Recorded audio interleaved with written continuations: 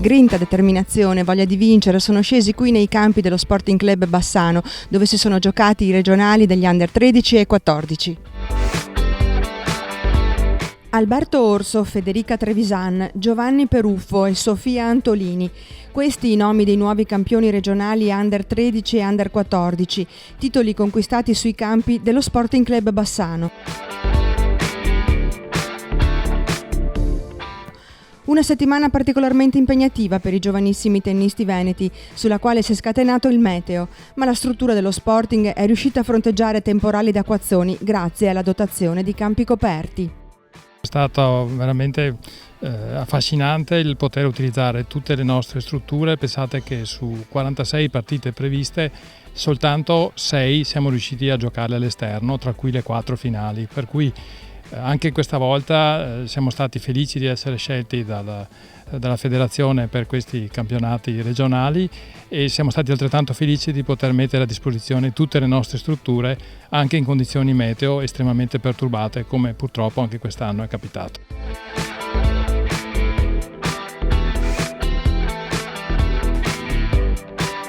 I campionati regionali Under 13 e Under 14 li abbiamo anche voluti organizzare qui allo Sporting perché abbiamo un ottimo nucleo di ragazzini e ragazzine di 13 e 14 anni. Purtroppo i risultati non ci hanno premiati, ma è solo questione di tempo.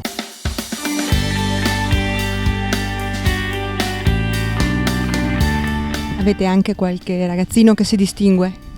Certo, abbiamo Maria Dalla Rovere, che è stata l'anno scorso campionessa regionale Under 13, che quest'anno purtroppo è impegnata con gli esami di terza media, non ha potuto partecipare, ma che ci sta dando enormi soddisfazioni. Qualche altro appuntamento per la stagione? Noi abbiamo un torneo di quarta categoria a fine luglio e la novità per quest'anno del nostro circolo è un torneo anche di terza categoria che si terrà a fine agosto.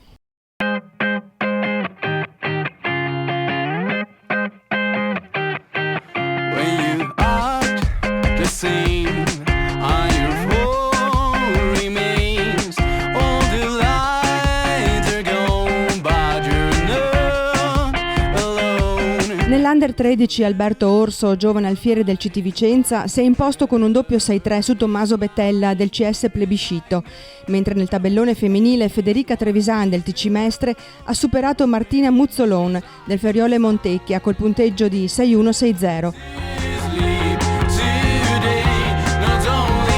Più combattuti i match dell'Under 14, il confronto tra i due mancini Giovanni Peruffo della SSD 98 Vicenza e Filippo Piranomonte del TC Mestre si è concluso a favore del primo per 4-6, 7-6, 6-1, mentre Sofia Antolini del CT Vicenza si è imposta su Arianna Rossetto del TC 90 Vicentina per 4-6, 7-5, 6-1. Sia i vincitori che i finalisti e tutti i semifinalisti hanno staccato il biglietto per i campionati italiani. Attilio Galvani, giudice arbitro, un bilancio di questo torneo? Bilancio direi positivo dal punto di vista ovviamente quello che riguarda me, quindi la fase diciamo disciplinare, perché io storicamente sono molto attento a questa cosa qui e soprattutto a livello giovanile che ci tengo moltissimo e di solito sono molto più polemico, quest'anno è andata molto bene diciamo. Ancora una volta le giovani promesse del tennis veneto hanno offerto uno spettacolo di buon livello tecnico, scendendo in campo con impegno e determinazione. Ma quali sono i primi passi da compiere per diventare dei grandi tennisti?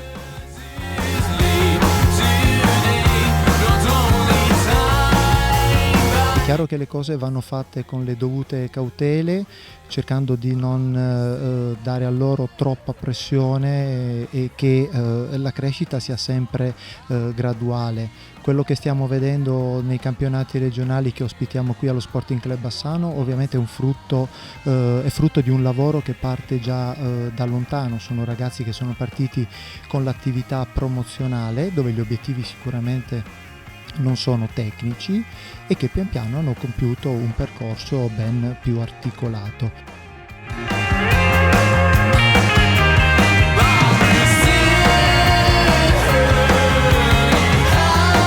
Che età è preferibile iniziare questa attività?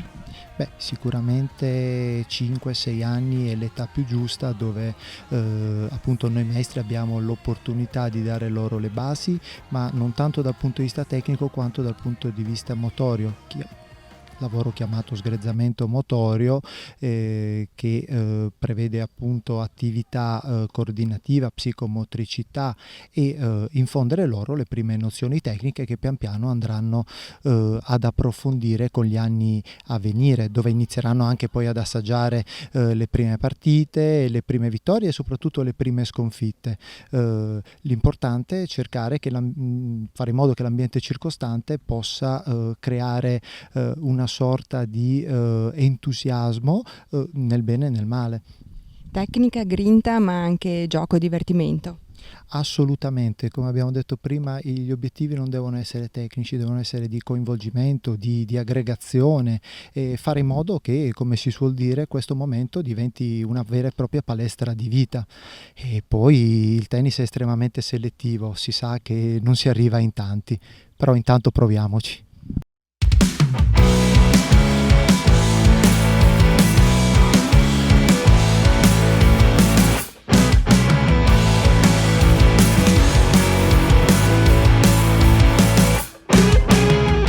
Rimaniamo in provincia di Vicenza, ma ci spostiamo a Schio, dove si è giocato alla 9ª edizione del torneo Open Andritz-Hydro. Ad aggiudicarselo sui campi del TC Schio è stato Potito Starace, che in finale ha superato lo storico avversario Flavio Cipolla. In meno di un'ora di gioco si è aggiudicato il match con il punteggio 6-2-6-1.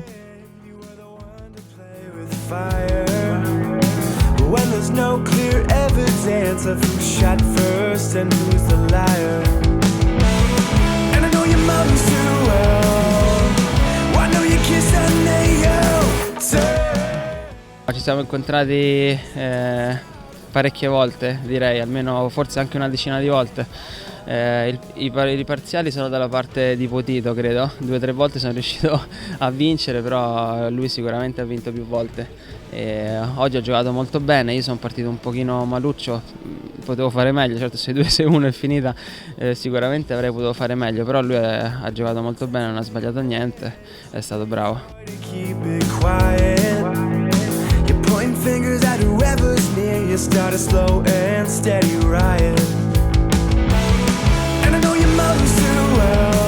Obiettivi per questa stagione? Obiettivi ora sono parecchio indietro in classifica, quindi vorrei cercare ho iniziato la stagione malino, direi, ho fatto pochi punti, quindi giocherò adesso dei challenger qui in Italia, ci sono molti challenger in Italia quest'estate, e proverò a prendere un pochino di punti per riprendere un pochino di ranking, almeno per ritornare intorno alla 200esima posizione, questo è più o meno l'obiettivo.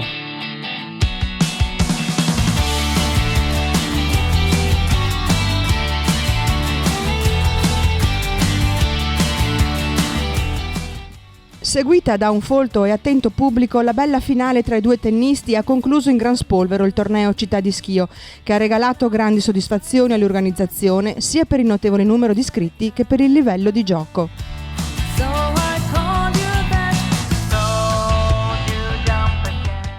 128 iscritti è un buon numero, ma quello che conta è il livello dei giocatori, direi abbastanza alto. Penso il torneo di livello più alto in assoluto sino ad ora.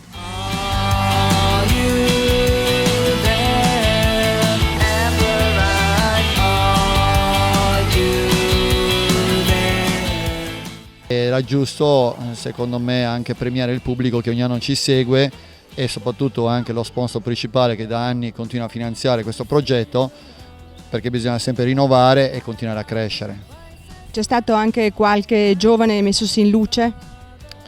Tanti giovani, però in particolare preferirei dire i miei giovani. Ecco, 2, uno Pietro Pettinà e l'altro Daniele Savio, che sono approdati nel tabellone di seconda categoria. Sono 2 giovani e per me è stato un grande, importante prestigio per il circo, perché vedere i ragazzi che crescono, sono giovani, hanno del 2000, del 98, così in un torneo così importante, vuol dire che questo effetto del torneo gli dà l'adrenalina per poter crescere e diventare dei buoni giocatori. Quindi un esempio per tutti questi ragazzi? sicuramente, e credo che il progetto che sto portando avanti da anni sta facendo crescere molti giovani. C'è una fila di ragazzi che giocano in questo circolo e continuano a crescere, sono tanti, e io voglio anche ringraziare i ragazzi perché continuano a allenarsi seriamente e sperano un domani di poter essere loro protagonisti di questo evento. Ecco, questo è importante.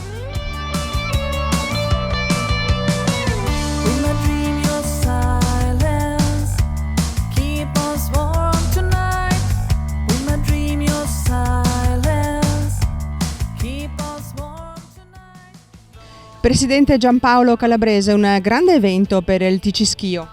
Sì, questo è il più grande evento che il TC Schio organizza da 9 anni ormai, l'Open Città di Schio. Per noi è molto importante, anche se giochiamo in Serie A1, però questo è il top, il numero 1 che organizziamo qua a Schio. Avete qualche altro appuntamento di spessore in programma? No, quest'anno abbiamo concluso qua, a parte i piccoli tornei giovanili, però la stagione è finita perché a ottobre abbiamo Serie A1. Ed è proprio la promozione in A1 ottenuta lo scorso maggio dalla squadra maschile che ha permesso al Circolo Scledense di compiere un importante salto di qualità. Da ottobre i suoi 11 portacolori, tra i quali Marco Cecchinato, Lorenzo Giustino e Giulio Di Meo, affronteranno gli avversari del girone, i portacolori della società romana Due Ponti, del Tennis Club Prato e del Circolo Tennis Cesare Battisti di Trento.